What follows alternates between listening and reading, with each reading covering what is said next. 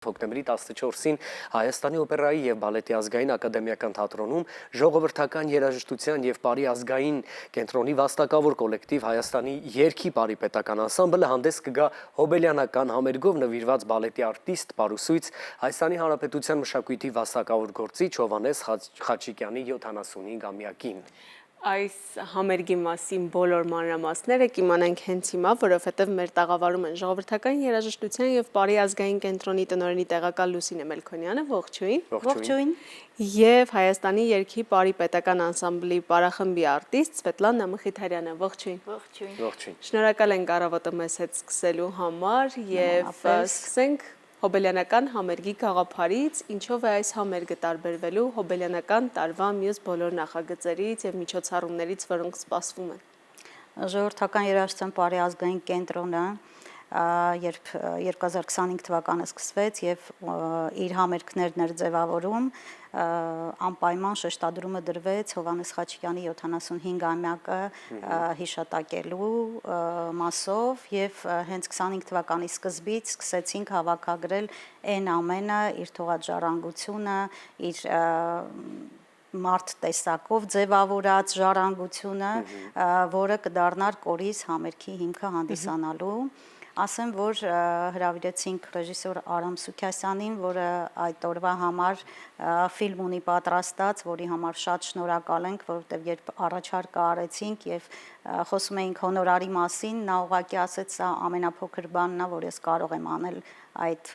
մարդու համար, ի հիշատակ մեր ունեցած տարիների և նրա թողած ժառանգության։ Եվ այսօր կարծում եմ արդեն ձևավորված համերգը, կորիզը կներկայացնի Սվետլանան, ինչ ծրագրեր են, ինչ համարներ են, որոնք են հին բեմադրություններից Խաչիկյանի և որոնք են նոր։ Բայց մինչ իհարկե խոսել է, թե ինչ ենք ներկայացնելու այդ օրը և իհարկե նոր բեմադրությունների մասին, այ կցանկանայի սիրելի Սվետլանա, մի քիչ մեզ հետ կիսվեիք, ինչ է ընդհանրապես նշանակում Հայաստանի երգի պարի պետական անսամբլի արտիստ լինելը, ինչպես եք արթնանում, ինչպես է այնտեղ օրը անցնում, ինչ առավելություններ ունեք, ինչ դժվարություններ եք հաղթահարում և ի վերջո ինչ է պարզ դեպքում ձեզ ու անսամբլի համար, հատկապես այս համերգի շրջանակներում։ Սիրով, նախ նշեմ, որ պետական անսամբլում պարելը դա մեծ պատիվ է յուրաքանչյուր պրոֆեսիոնալ պարողի համար, որովհետև նախքան այնտեղ հասնելը մենք շատ երկար ու դաժան ճանապարհ ենք անցնում։ Կոնկրետ մեր անսամբլում պարելու ամենամեծ ամենակարևոր իրադարձությունը այն է, որ մենք շփվում ենք մեծությունների հետ այս պարագայում, մենք շփվել ենք Ժիրայր Ալթունյանի, Հովհաննես Խաչիկյանի ու նման մեծությունների հետ։ Իսկ իրենցից մենք ամեն օր սովորել ենք այն, ինչ որ հիմա մենք կրում ու փոխանցում ենք նոր սերունդներին։ Մեր առավոտները սկսվում են նույն կերպ, ինչպես բոլոր պրոֆեսիոնալ պարողներինը, դասական պարով, այնուհետև փորձեր, պատրաստվել համերգին, բայց նաև դժվարություններով, բայց դրա մեջ կա մեծ նվիրվածություն, որովհետև առանց դրա ուղղակի ամեն օր նույն աշխատանքը կատարելը շատ բարդ է։ Քիչ առաջ եթերից առաջ երբ զրուցում էինք, հարցրեցինք ինչպես են ընթանում այս համերգի հոբելյանական համերգի փորձերը, ժպիտով նշեցիք բարդ, և դա ամենալավ դիտարկումն է կարծես, բայց բացի նրանից, որ բարդ է տեխնիկապես, որովհետև փորձերը երկար են տևում և շատ եք պարում, հոգեբանական ինչպիսի իրավիճակ է հիմա, ինչպես եք պատրաստվում համերգին և արդյոք զգում եք Խաչիկյանի ներկայությունը, վարպետի ներկայությունը։ Իհարկե դա ավելի բարդ, քան փորձերը, որովհետև մենք մինչև եթերի մտնելը նույնիսկ Տիկին Լուսինեի հետ խոսում էինք, որ մենք մի հատ բարիեր պիտի հաղթահարենք վաղը կուլիսներում, որովհետև բացի այն, որ մենք շատ հուզված ենք լինելու, առանց դրանից բացի նաև պիտի մտածենք պարերի մասին, լինել պրոֆեսիոնալ բեմում, չերևա դա հանդիսատեսին, բայց ամեն մեկս ներսում ունենք այդ ահռելի մեծ հուզմունքը, դրա մասին բառերով չեմ կարող ասել, մենք մինչև օրս Խաչիկյանի չլինելու հետ չենք համակերպվում։ Մինչ օրս մեր համար դա շատ ծանր է ու մենք շատ մեծ պատվով պիտի դուրս գանք վաղվա համերգի Այ հետաքրքիր է դուք մինչ այսօր պահում ու պահպանում եք նրա թողած հսկայական պարային մշակութային ժառանգությունը, ունեք հրաշալի բեմադրություններ նրա ձեռագրով, բայց նոր մոտեցումները, նոր ժամանակները կարծես մի փոքր այլ թելադրանք ունեն։ Ուզում եմ հասկանալ ինչքանով եք հավատարիմ մնում արմատներին, ակունքներին, ինչքանով եք փորձում նաև մի քիչ ավելի նոր շնչով ներկայացնել պարերը եւ այս երկու կարևորների միացությունից ինչ նոր բաներ ունենք եւ վաղը բացի արդեն գեղեցիկ բեմադրություններից ինչ նոր բեմադրություններ նաև կլինեն համերգի ծրագրի ընթացքում։ Առաջ խոսեմ նրա մասին, որ կենտրոնը այսօրվա չափորոշիչներին համապատասխան նախ անում է թիմային աշխատանք գովազդի առումով, նոր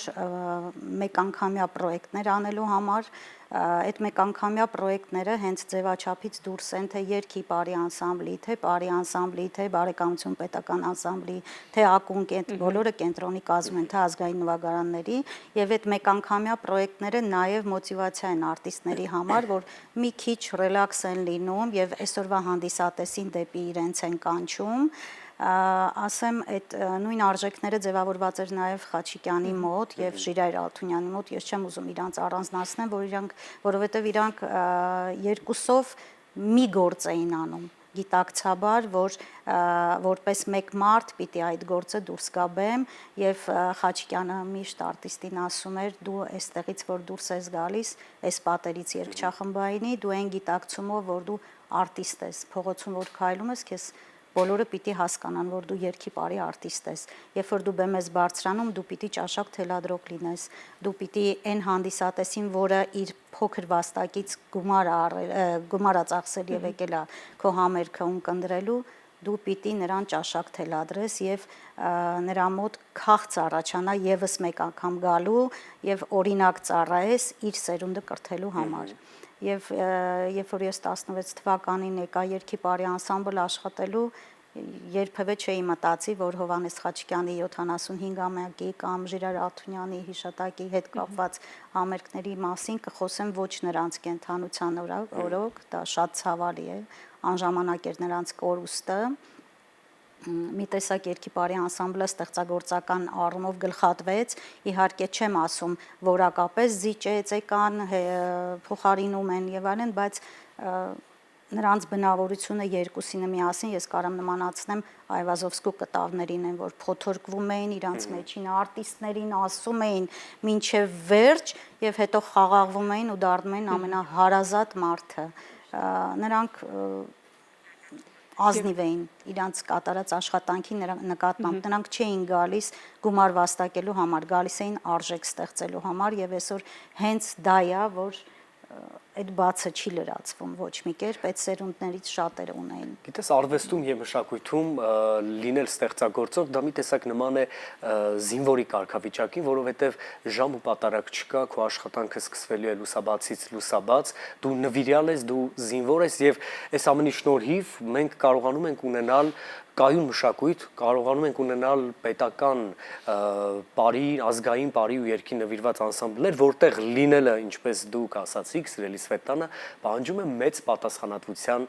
զգացում։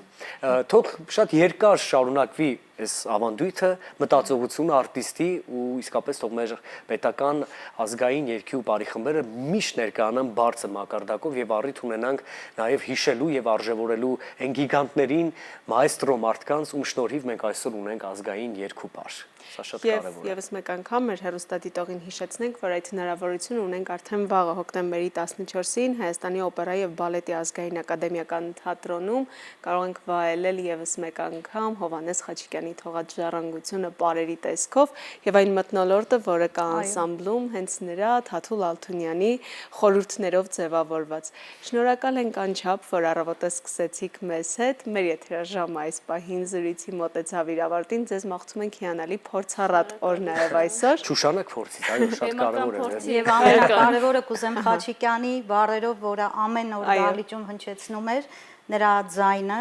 ասում էր ջերմացրեք ձեր հոգին, դրա համար, այդ ջերմության համար կոմունալ չեք վճարել, ջերմացրեք ինչքան կարող եք, տվեք հանդիսատեսին և կստանաք նրանից